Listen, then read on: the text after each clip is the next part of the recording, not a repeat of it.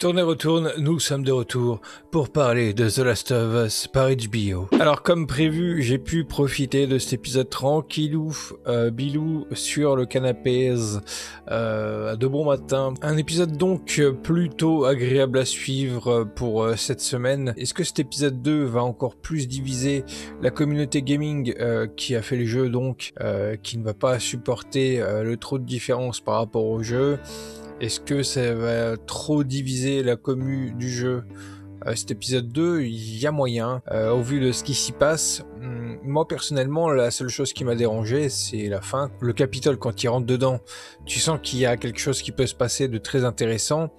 Et au final, ce qu'ils en font, ça m'a pas plus touché que ça. Et je dois dire même que ce qui se passe avec Tess à la fin, et cette espèce de baiser avec l'infecté, m'a vraiment un peu perdu. Je me suis dit comment ça mon bœuf, comment ça mon stuff. J'ai pas trop capté sur le coup. Au bout de quelques minutes, j'ai commencé à avoir des idées et je vous en parlerai un peu plus tard dans la vidéo. Mais voilà, pour moi cet épisode, hormis cet aspect-là sur la fin, c'est un épisode sympathique, pas extraordinaire, mais sympathique. Après, en même temps, je suis joueur, donc il y a beaucoup de choses auxquelles je m'attendais. J'ai pas été plus impressionné que ça par l'épisode puisque je savais entre guillemets ce qui allait se passer dans les grandes lignes. Là pour le coup, ce qui se passe dans cet épisode ressemble énormément à ce qui se passe dans le jeu. Très peu de différence, si ce n'est sur le traitement du cordyceps qui évolue, qui est différent, qui est plus réaliste, plus ancré dans le réel, donc comme on a pu dire la semaine dernière. Et là, cet épisode 2 continue là-dedans. Donc commençons par l'intro. Jakarta, Indonésie, 2003, au mois de septembre. Donc, est-ce que ça se passe avant, après l'événement de l'intro du premier épisode en 2003 aussi? Je ne sais plus du tout. Je crois que dans l'épisode 1, il y a juste écrit 2003. Je me souviens plus si on a une idée du mois auquel se passe l'action. Si quelqu'un s'en souvient, qu'il le dise dans les commentaires. Ça peut être intéressant de savoir. Ce qui est intéressant du coup dans cette intro, c'est qu'on réinsiste sur le côté plus réaliste de l'infection du cordyceps. On nous met du coup cette experte en mycologie, si je me souviens bien, qui est réquisitionnée par ce qui semble être l'armée indonésienne, quelque chose comme ça. 30 heures avant, on a eu un souci à l'usine donc de farine, qui rejoint donc la fameuse théorie de la farine qui a pas mal tourné durant la semaine dernière. C'est une réalité, ce n'est plus une théorie. L'infection s'est grandement propagée via la farine et peut-être que le point névralgique de cette infection vient de cette fameuse usine et pas forcément partout en même temps par rapport à la farine, mais peut-être que c'est vraiment là, cet endroit-là, le nerf central du début de l'infection. Est-ce que donc ça veut dire que dans les prochains épisodes, on va retourner dans le passé, mais en mode enquête par rapport à l'usine, par rapport au fait que comment ça a pu se produire que le cordyceps ait pu trouver une voie pour infecter l'humain? Ça peut être vachement intéressant et ça rejoint un peu l'idée que je me fais depuis quelques jours. Tout cet aspect-là, infection, qu'on nous met beaucoup en avant à chaque intro d'épisode, en tout cas pour le moment, pour l'épisode 1 et 2, c'est le cas. Est-ce que ça va être le cas à chaque fois, à chaque épisode? Ou est-ce que, par exemple, pour l'épisode 3, vu qu'on va arriver chez Bill et Frank, est-ce que l'épisode 3 va démarrer avec l'intro, mais plutôt du côté de Bill et Frank et ça n'aura aucun rapport avec l'infection? Je ne sais pas. Mais si on continue dans ce truc-là de l'infection, même rien qu'avec ces deux intros-là, je pense que le traitement et l'évolution du cordyceps, je sens qu'il va y avoir quelque chose en rapport avec ce qui se passe à la fin du jeu. Du coup, je vais pas dire ce qui se passe à la fin du jeu, mais il y a un événement assez majeur, hein, vu que ça se passe à la fin, qui a un lien donc avec l'infection.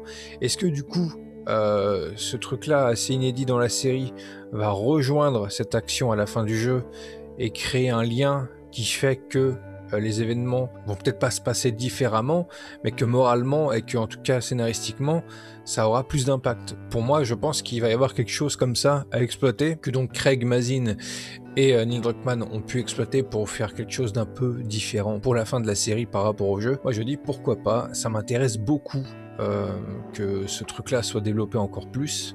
que dans le jeu. Ce qui me soutient encore plus dans mon idée, c'est que on a toute cette intro avec la scientifique en Indonésie qui donc est un peu la première personne très certainement experte à avoir examiné un corps infecté du cordyceps, et tout ce qu'elle dit par la suite, insistant encore plus dans ce côté fataliste comme l'intro de l'épisode 1, et qu'ensuite après le générique le premier plan soit un plan sur Ellie, recroquevillé sur elle un peu en mode fœtus, pour moi c'est un gros indice qu'il y a quelque chose, il y a un rapport direct en fait. Ce plan là il est pas là pour rien, et si c'est le premier plan après le constat fataliste de la scientifique, c'est que pour moi il y a un lien, c'est assez évident. À voir si cette piste là va vraiment être effective arriver à la fin de l'aventure. Moi en tout cas ça me plairait beaucoup. De retour 20 ans plus tard, on démarre donc avec le trio qui discute autour d'Ellie, Joël qui n'a vraiment pas confiance par rapport à cette fameuse morsure. La discussion avec Joël et du coup Ellie est assez marrante, surtout vis-à-vis d'Ellie qui fait la blague de spasme, d'infecté. Et ce qui m'a beaucoup intéressé dans ces échanges-là, c'est vraiment le rapport Joël et Tess, qui va pas forcément prendre toute la place durant cet épisode, mais qui va être là assez timidement, un peu comme leur relation. Tess qui du coup dans la série est un peu plus cynique à ce moment-là par rapport au jeu, puisque en vérité dans le jeu, la discussion autour d'Ellie de la morsure se fait vraiment beaucoup plus au Capitole et beaucoup plus importante au Capitole que avant. Dans la série, là, à ce moment-là, cette conversation qui est intéressante et importante se passe avant le moment du musée où Tess se fait mordre. Et du coup, elle est plus cynique avant, puisque elle est pas en danger de mort.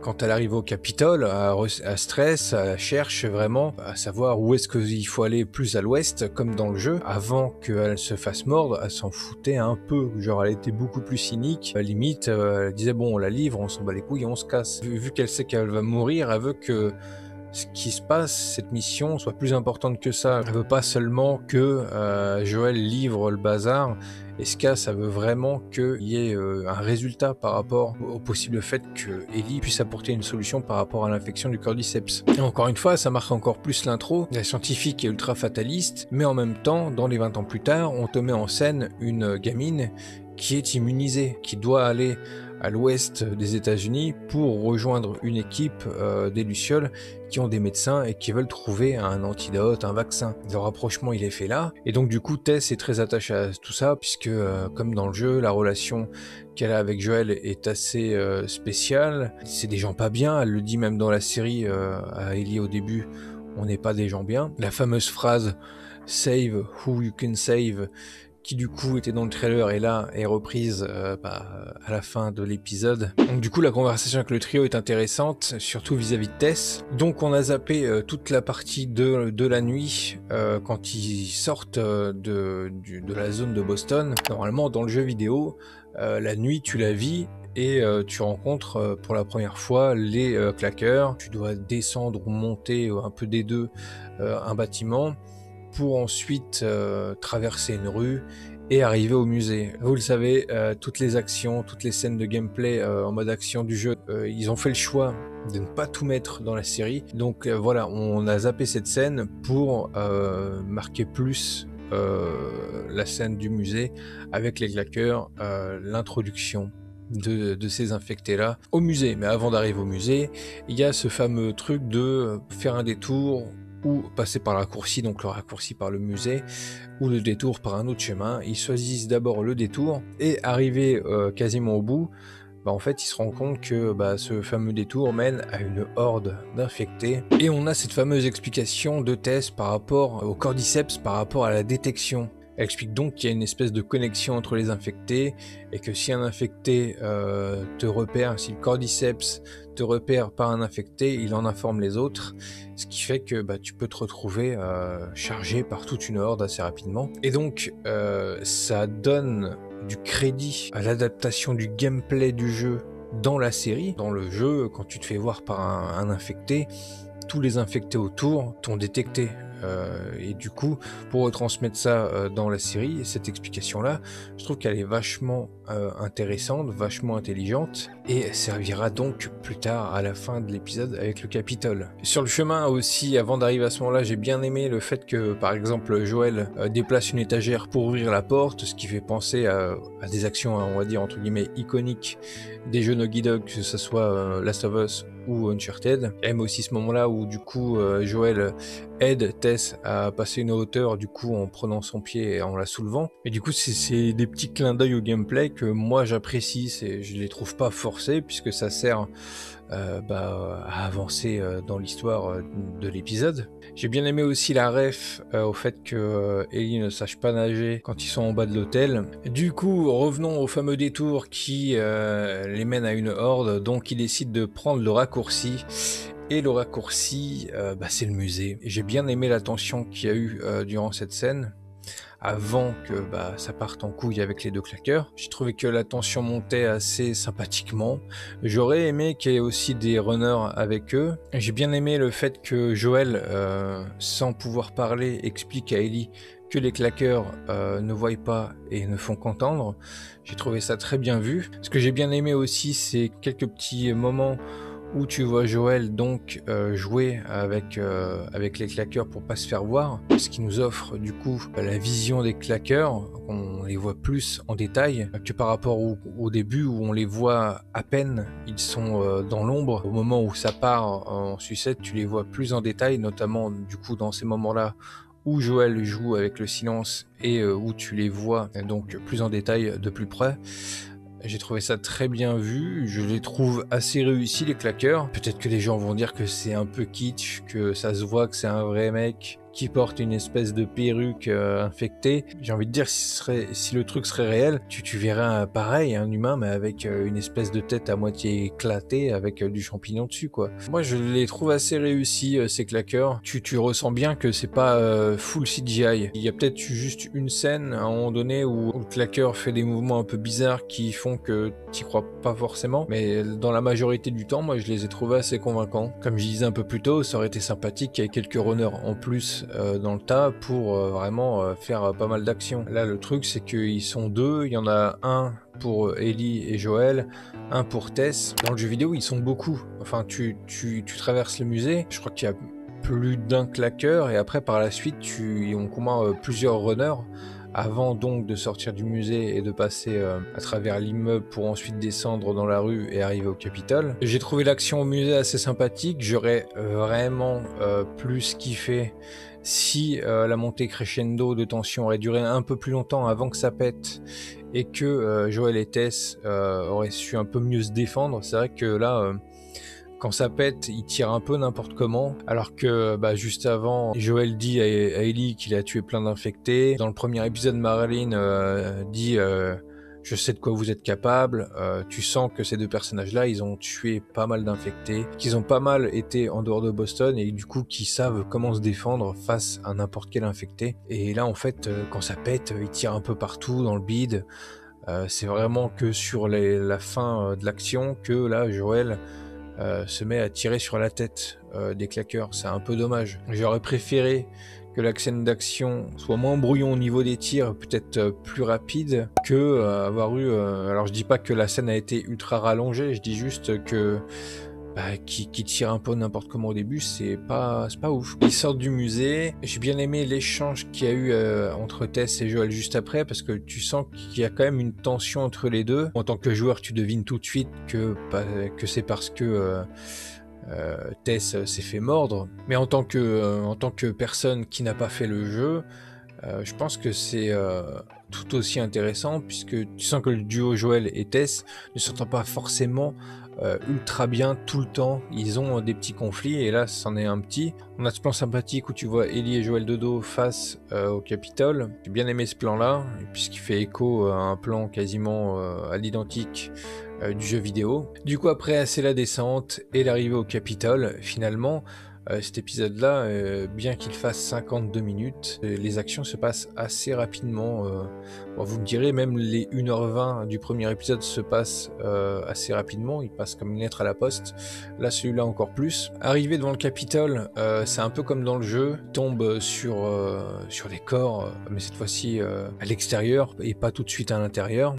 Du coup, arrivé à l'intérieur, on a cette fameuse scène où donc Tess cherche absolument à savoir où est-ce qu'il fallait aller plus loin à l'ouest, puisque là le quartier des Lucioles a été attaqué. C'est pas comme dans le jeu, dans le sens où dans le jeu c'est la Fedra qui débarque, et là dans la série c'est les infectés suite au tir de Joel. Ce que j'ai vraiment bien aimé avec la scène du Capitole, c'est que en fait le dialogue de Tess est quand même pas mal plus intéressant, pas mal plus drama que dans le jeu. Là dans la série, ce que j'ai bien aimé, c'est que du coup elle accentue vraiment le coup de la morsure, a fait montrer sa morsure à Joel au cou, et ensuite elle insiste sur la morsure de Ellie, parce que là du coup dans la série Ellie se fait remordre au musée, alors que dans le jeu vidéo non, Ellie ne se fait pas mordre au musée.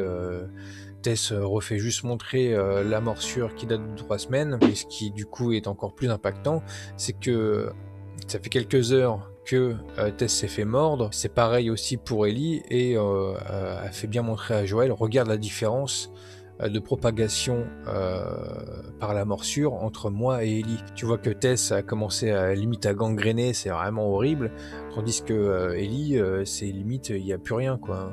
C'est passé très vite. Et donc je pense que à ce niveau-là, c'est plus impactant, plus intéressant par rapport aux jeux vidéo, et aussi notamment par rapport à ce qu'a dit à Joel, les concernant tous les deux, leur relation. Quand elle lui dit je veux que tu fasses ça pour moi, je t'ai jamais rien demandé, je t'ai même jamais demandé de m'aimer de la même façon que du coup moi je t'aime. La phrase exacte qu'elle dit, c'est littéralement en traduisant en français, c'est ni de m'aimer de la même façon que moi. On accentue vraiment sur le fait que c'était un couple un peu compliqué, Joel et Tess, et moi ça m'a beaucoup plu ce truc-là, qui n'existe pas dans le jeu. Dans le jeu c'est encore plus subtil, pas de phrases concrètes par rapport à leur relation, donc du coup dans la série par rapport à ce truc-là ça marche mieux.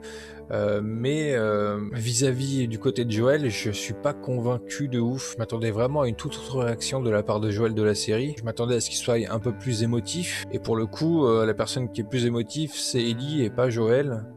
Joel qui bon tu sens que ça le travaille un peu si tu veux, mais il est vite convaincu et il embarque très vite Ellie pour se barrer, alors que Ellie pour le coup gueule et tout sur Joel, elle l'insulte limite et il se casse, alors que dans le jeu c'est un peu l'inverse, genre Joel il est là en mode il veut pas la laisser. C'est assez paradoxal en fait. C'est dans la série Tess se lâche un peu plus au niveau des émotions, et dans le jeu ça reste très subtil, mais c'est Joel qui est en mode à ne pas vouloir laisser Tess toute seule. Donc pour le coup je suis un peu mitigé par rapport à Tess. Il y a des choses que j'aime un peu plus dans la série, mais par rapport à Joel et à comment l'action se termine, je suis quand même beaucoup plus team jeu vidéo pour le coup. D'autant plus avec la scène qui arrive après. Du coup, dans le jeu vidéo, normalement, c'est la Fedra qui débarque, les ayant repérés on ne sait comment. Tess tient tête à la Fedra, tue 2 soldats et se fait tuer par les autres. Du coup, le drama, il est vraiment bien foutu dans le jeu vidéo, puisqu'on se casse de cette scène-là, on se casse, on laisse Tess, et ensuite en fond, on entend l'action, on entend les coups de feu, et après on voit le résultat, on voit Tess partir ensanglantée, on voit les autres. Moi j'ai trouvé ça plus marquant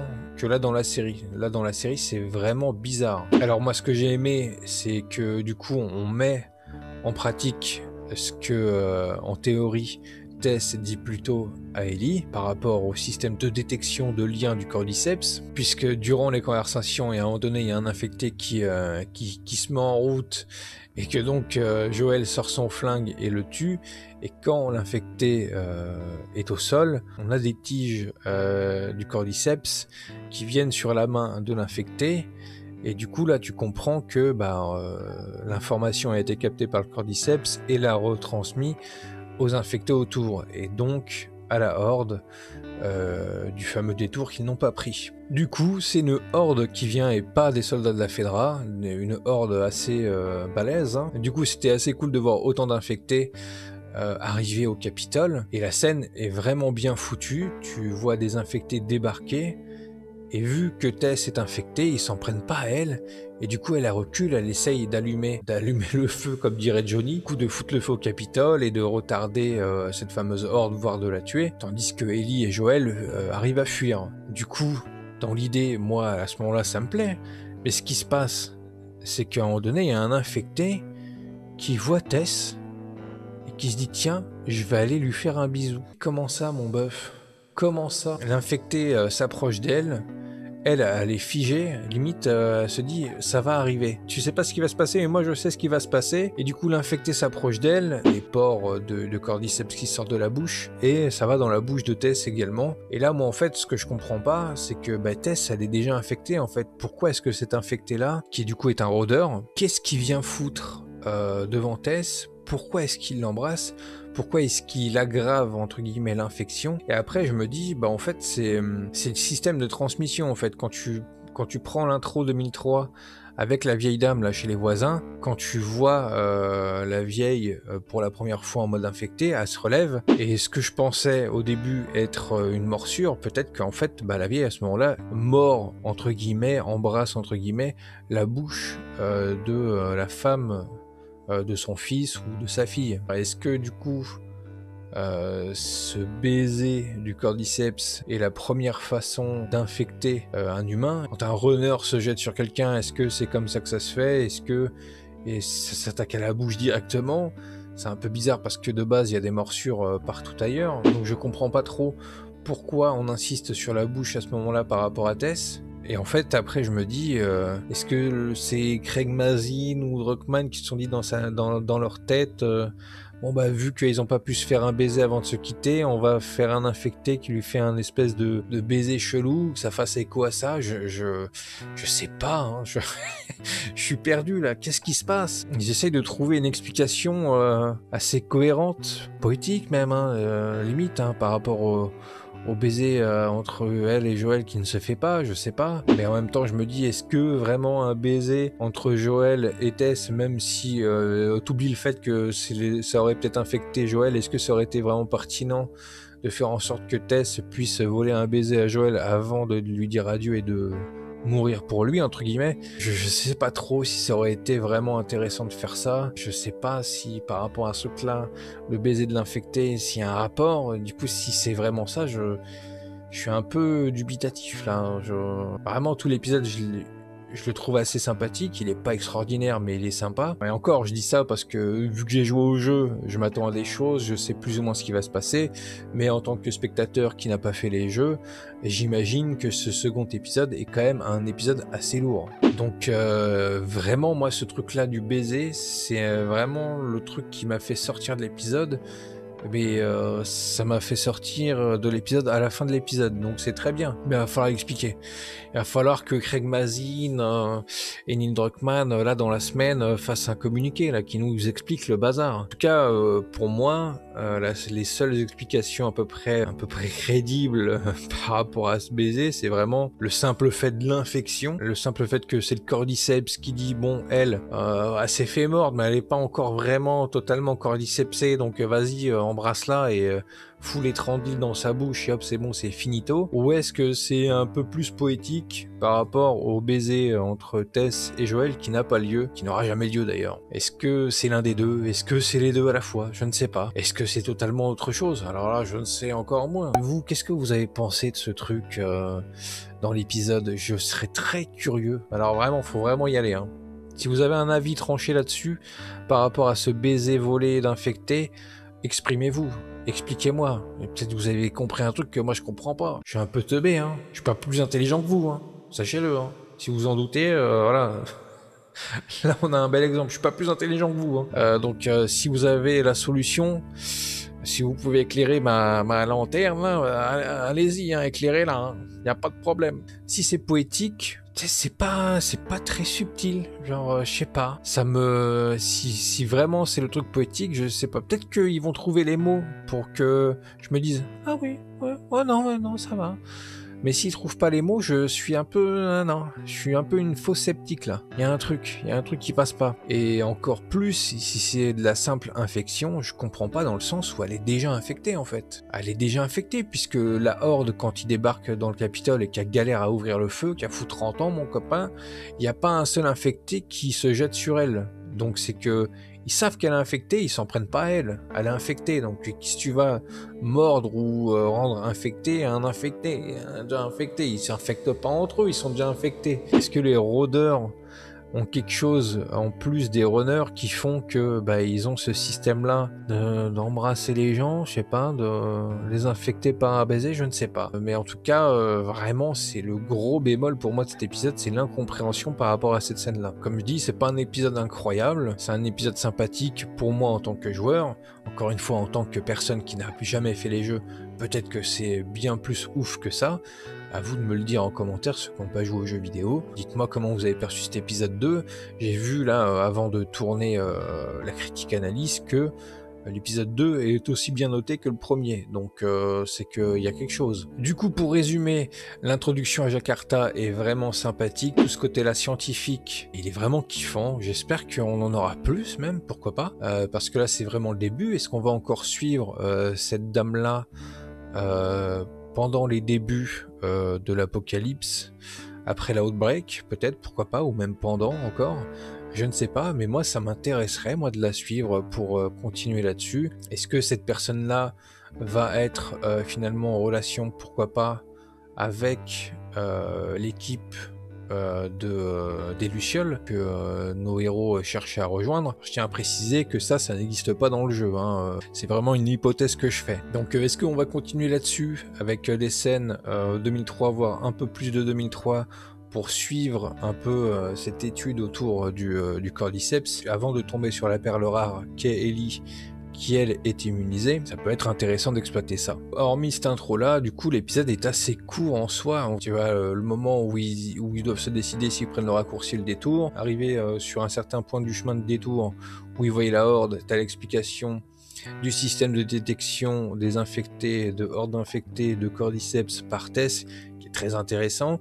Et ensuite après tu as le moment du musée, le raccourci, pour ensuite finir au Capitole. Finalement, cet épisode 2, je trouve qu'il passe limite plus rapidement que la dernière demi-heure du premier épisode. Ça continue par rapport à la logique, au réalisme autour du cordyceps, et moi ça me plaît. Donc voilà, je vais pas revenir plus longtemps sur le baiser, comme je l'ai dit un peu plus tôt.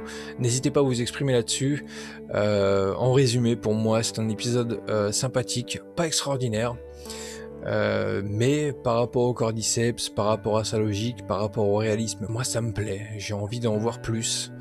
Ce coup du baiser, c'est pas quelque chose qui va me freiner pour le reste de la série, donc je suis curieux de voir comment ça va se passer l'épisode 3. J'ai très hâte d'être à la semaine prochaine. Du coup, je vous invite à vous exprimer dans les commentaires pour me parler du coup de ce fameux baiser, de l'épisode en général, de cette fameuse explication autour du système de détection avec le cordyceps. Est-ce que ça c'est un truc qui vous a plu en tant que joueur du jeu vidéo ou pas? En tout cas, moi, toutes ces différences-là, je les trouve assez intéressantes. Et comme j'ai dit par rapport au premier épisode, je trouve que le récit de la série embellit le jeu vidéo et le rend plus logique, plus réaliste par rapport au cordyceps. Moi, tant qu'on continuera là-dessus, ça m'ira très bien. Maintenant, oui, bon, il y a ce truc du baiser qu'il va falloir m'expliquer.